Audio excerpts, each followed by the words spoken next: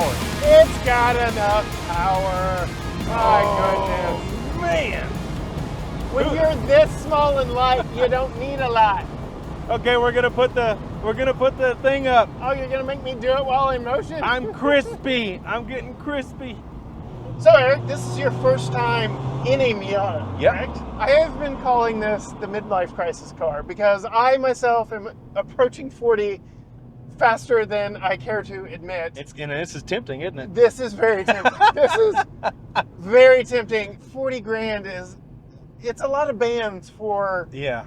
a not daily practical car. No, this would be daily driver practical for the year range that is not shopping for this car. Yes. This is daily drivable, in my opinion, for someone that has no kids Yes. and has spare money, which Yes. is going to be young people that are doing well or old people that are doing well. Yeah. And young people are not really buying this thing, not in the numbers that you would think with how much fun it is, just because it's kind of got this stigma of being a little like, This does still carry a little bit of that stigma with it, but the fact that they brought Miata back as a nameplate, it's not just the MX-5.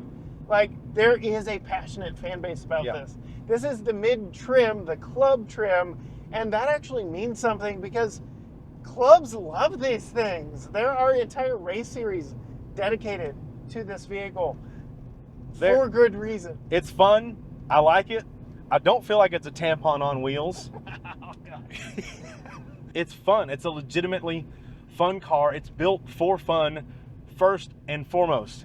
Mazda themselves are constantly modifying this platform. This fourth generation ND Miata, the fourth generation, is a decade old for the 2024 model year, and it has been slight, minuscule tweaks that they've done to it. A little bit to the suspension. We've got the BBS forged wheels, and then the black lower skirts and stuff like that.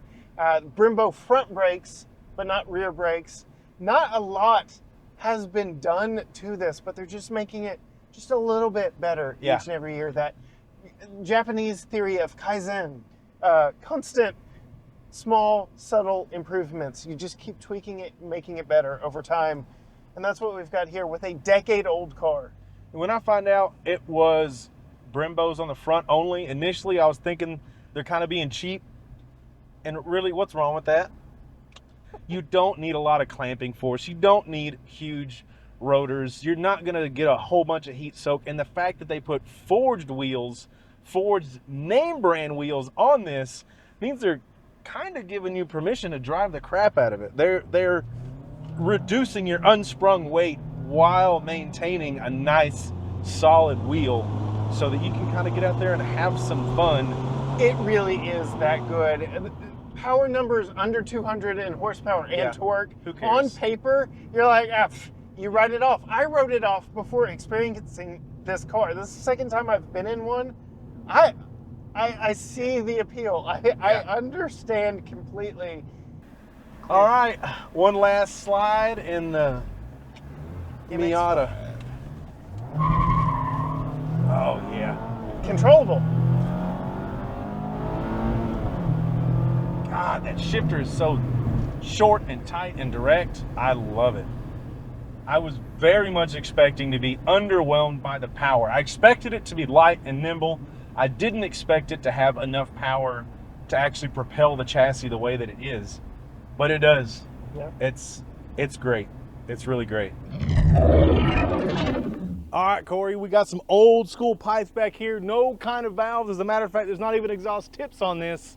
It just looks like galvanized steel. That's all I'm looking at.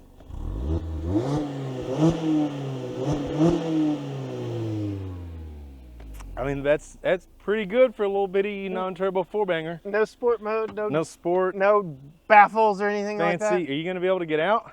With the top off, yes. Like, leave me alone. Like, what's all that popping and crunching I'm hearing?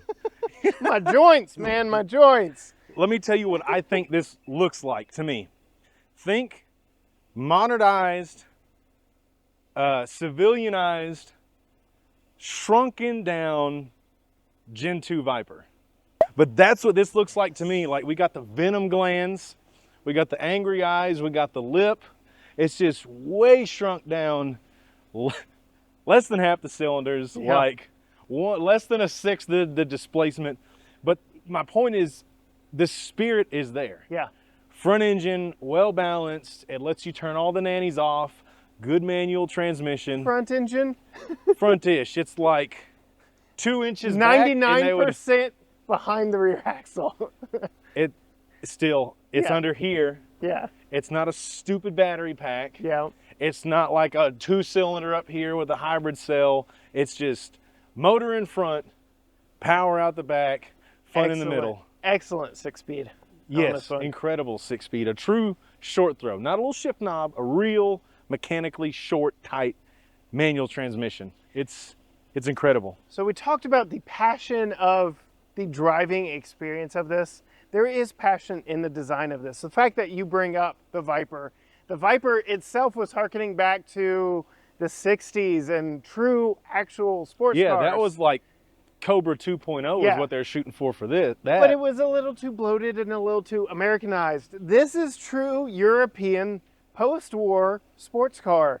Well, they were able to design this with the full force of an engineering team, not some fly-by-night crew that was trying to slip something past the executives. At least with the ND. Yeah. Maybe some of the other ones. So this one, being the Club, is the mid-trim, but it has the BBS, Recaro brake and Brembo brake package. It's a sport pack. They need to brand it better. You were joking about the cup holders. They need to brand the cup holders. Yeah. What kind of shit is that? It's like, yes, the sport pack. With that, we get the lower sills on this, little chin up front. Yeah, a little splitter. Goes all the way around You do the actually vehicle. have some air pass through. It's more than just looks. It's functional.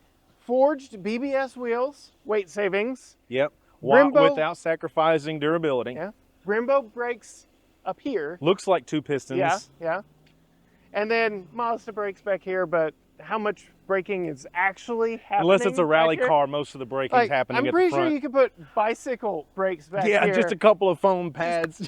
That's all you need. The rotor is a single piece. It's not even a 2-piece with vents in the middle. It's just a single piece, single piston, which as well as it drives and people track them like this for short track sessions, I haven't heard of anyone having brake issues. So obviously it's designed well enough for an absolute featherweight of a vehicle. You want to know the most amazing thing about this? The most amazing thing. Not the color. No. Zircon sand, it's fun, it's nice. I like it on their other vehicles. It's a shame this is not in Soul Red Crystal or maybe the Blue Mica. No, the fact that, and I have interviewed the head of Mazda safety myself, this has passed all modern safety regulations. The reason the A-pillars have gotten so huge is for rollover risk. We've got a rollover hoop here, but this still exists as a properly sized vehicle. Yes, it's grown since the NA, but it is not Some of that's massive. forced. They have to. Yeah, and they are still able to sidestep all the negatives, like the raised hoods and all the crap from the EU and the USA. Yeah. This is still good. Yes. And it looks good too. We've been joking that this isn't practical, What but storage? we've got this removable panel here. Hello, Mr. Motorcycle. I could put big value pack size of Pop-Tarts back here behind both seats. So, you know, a little bit of storage there. Barely. I've got a glove box in between us here. You can get some feminine hygiene products in that probably. And you then, just hit your cup holder merely reclining the seat. And then trunk is not bad.